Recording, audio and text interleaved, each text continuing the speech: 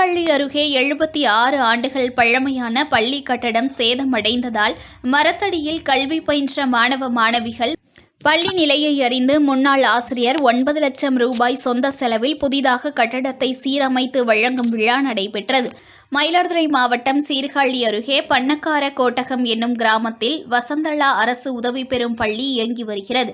இப்பள்ளி 1948ஆம் ஆண்டு தோற்றுவிக்கப்பட்டு இயங்கி வருகிறது. இப்பள்ளியில் தற்போது 100 மாணவ மாணவிகள் பயின்று வருகின்றனர். பழமையான இப்பள்ளி ஓட்டு கட்டிடத்தில் இயங்கி வந்த நிலையில் அவை மிகவும் சேதமடைந்து கட்டடம் சிதலமடைந்து இருந்ததால் பள்ளியில் பயிலும் மாணவ மாணவியர் பள்ளி வளாகத்தில் உள்ள மரத்தடியில் அமர்ந்து கல்வி பயிலும் நிலை இருந்தது. மழை காலங்களில் மாணவ மாணவிகள் மிகவும் பாதிப்படைந்தனர்.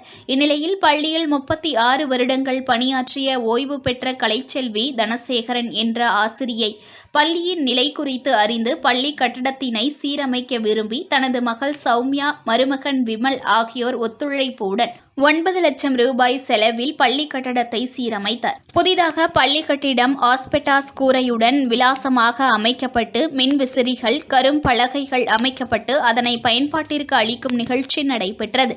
நிகழ்ச்சியில் பள்ளி தலைமை ஆசிரியர் மற்றும் வட்டார கல்வி அலுவலர்கள், ஆசிரியர்கள், பெற்றோர்கள் பங்கேற்றனர். பள்ளி கட்டடத்தை சீரமைத்து வழங்கிய ஆசிரியை கலைச்செல்வி தனசேகரன், சௌமியா, விமல் ஆகியோர் கௌரவிக்கப்பட்டனர். பின்னர் கலைச்செல்வி பேசும் பொழுது தமிழ் வழியில் கல்வி கற்பதன் மூலம் வாழ்க்கையில் பல்வேறு சிறப்புகளை அடைய முடியும். தமிழ் வழி கல்வி கற்பவர்களுக்கு அரசு பல்வேறு சலுகைகள், திட்டங்களை வழங்கி வருகிறது. பெற்றோர்களுக்கும் அரசு திட்டங்களை தீட்டி வழங்கி வருகிறது. தமிழ் வழி கல்வி கற்கும் வகையில் பெற்றோர்கள் தங்கள் பிள்ளைகளை அரசு பள்ளிகளில் சேர்க்க வேண்டும்.